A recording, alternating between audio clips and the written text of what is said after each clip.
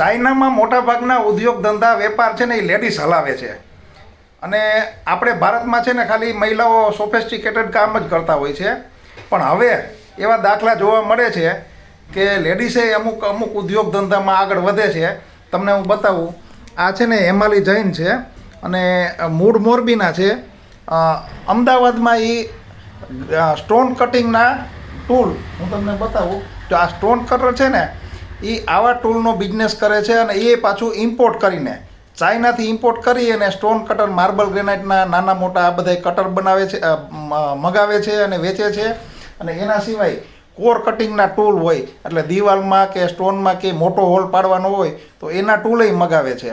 એટલે આ લાઇનમાં એને ખૂબ ઇન્ટરેસ્ટ છે અને ઇમ્પોર્ટ કરીને મગાવે છે. એટલે આપણે જ્યારે ચાઇના જઈશું ને ત્યારે આપણે ઘણી વસ્તુ ઇમ્પોર્ટ કરવા માટે માર્ગદર્શન ને માહિતીની જરૂર પડશે.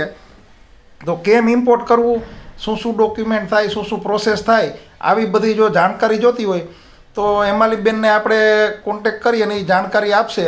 તમને હેમાલીબેનના નંબર ડિસ્પ્લે કરું છું. તમારે કોઈ વસ્તુ મગાવવાની હોય તો આમાં કોન્ટેક કરી લેજો.